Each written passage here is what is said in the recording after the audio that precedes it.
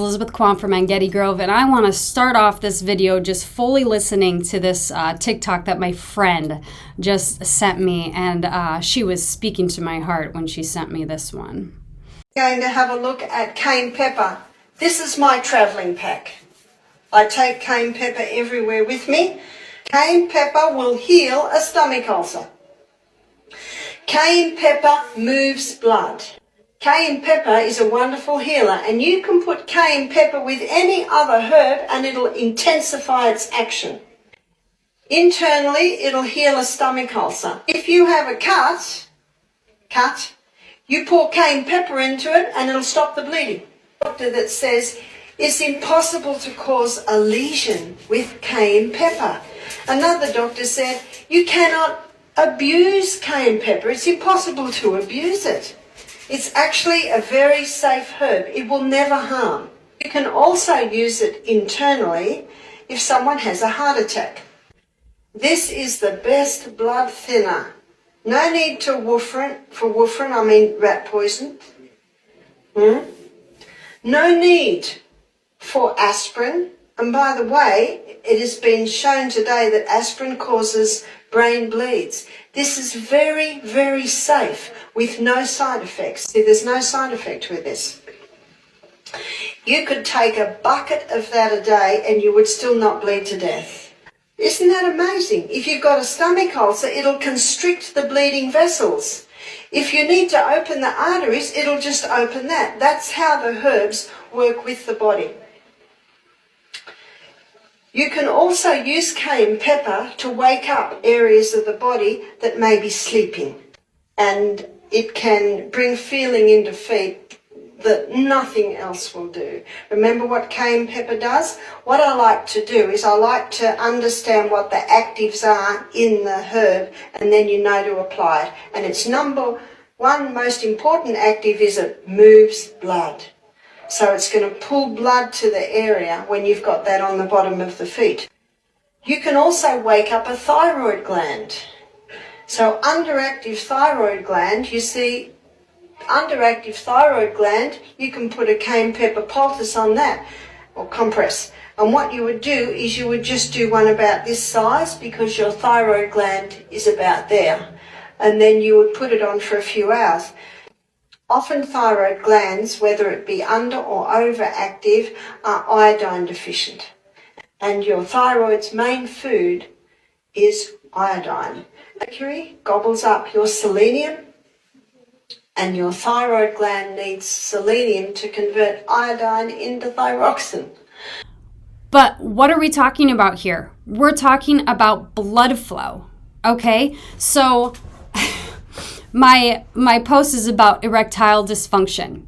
And I would like to say that if you're depleted in iodine, and I believe that chronic infections of the body, including mold mycotoxins, mold colonies, mold exposure in your home, all of those things have been known to cause erectile dysfunction. Some medications that you may be taking might cause erectile dysfunction. What is detoxifying of the body is iodine and a lot of other antibiotics, but iodine is like the number one superpower. And then you have this boron that's amazing, and both of those things detoxify the body, and iodine helps blood flow, and cayenne pepper helps blood flow. And so I thought, well, I wonder, I already knew that iodine helped with erectile dysfunction, but I thought, I wonder if cayenne pepper is said to help with erectile dysfunction. Okay, here I am looking at Morning Steel. And it says on this blog, it says we spend a lot of time on this blog telling you about obscure herbal treatments and supplements that can help increase your libido and virility. So I did not know that. I have not read this blog very much, but it's interesting. Okay, so circulation. It's not only in cayenne pepper, it's in the whole pepper family altogether, and it's a mild blood thinner. Now, a lot of chronic high blood pressure is thick blood. actually vicocious. It's a vicocious blood. It's a thicker blood, which is can be indicative of infection in the body, latent infection, chronic infection that you're unaware of. Capsaicin.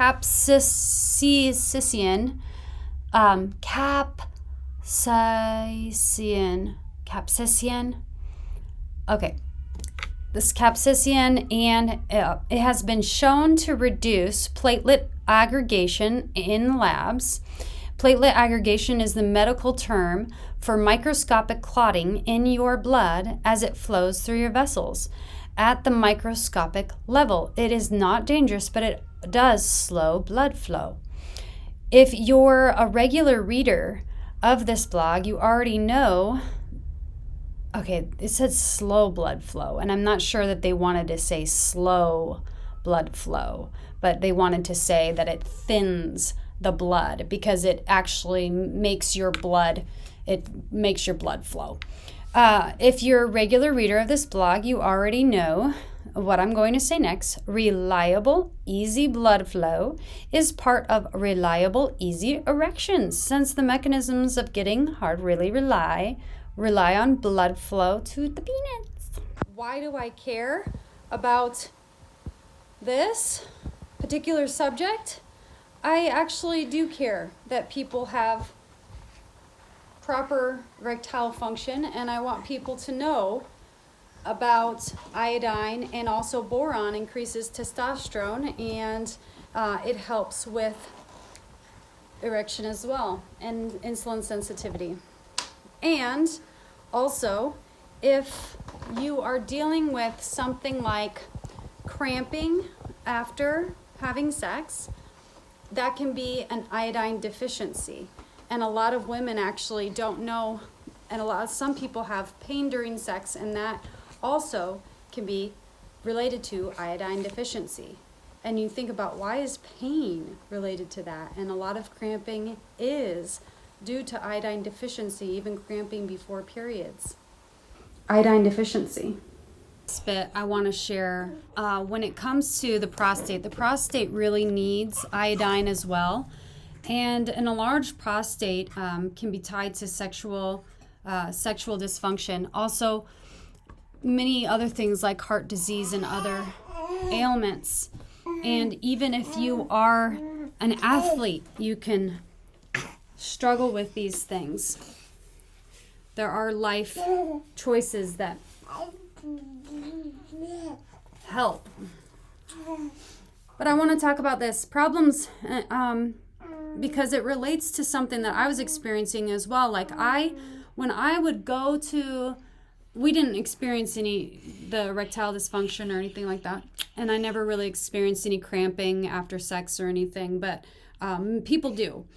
And I wanted to share this about getting up and urinating. It is known, not very known, but it's known that if you get up and urinate more than a couple times a night, that life expectancy can be decreased.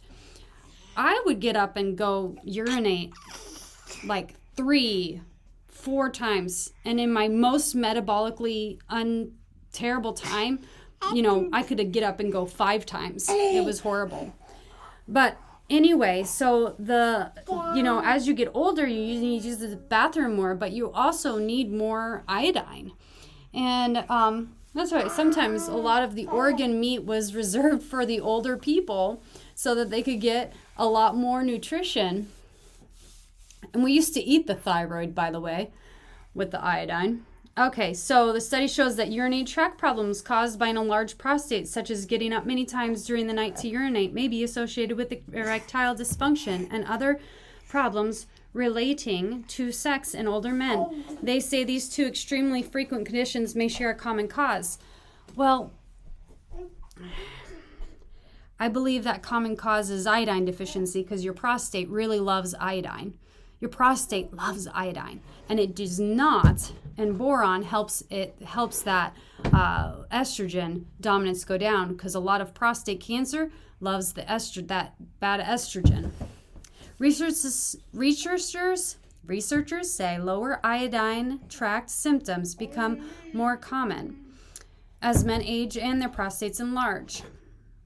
Meanwhile, problems with erectile dysfunction also become more prevalent in older men, affecting more than 1 million men worldwide over age of 65. But researchers say few studies have looked at whether the two issues are related or simply byproduct of age. Urinary symptoms linked to sexual dysfunction. In this study published in the current issue of Mayo Clinic Proceedings, researchers studied many men. The men completed questionnaires about their sexual function and urinary tract problems every 2 years.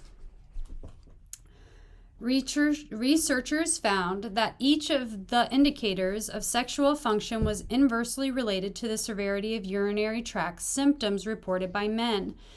As the men's urinary symptoms increased, their level of sexual function decreased. After adjusting for age, urinary tract symptoms resulting from an enlarged prostate were most strongly associated with sexual dysfunction. The toxic burden that we are accumulating for ourselves in our life, in our farm culture, in our medicine, everything is making us more toxic. And we need boron, we need iodine, and we need our fat-soluble vitamins all to help us detoxify. And all of the other good, real food that we need.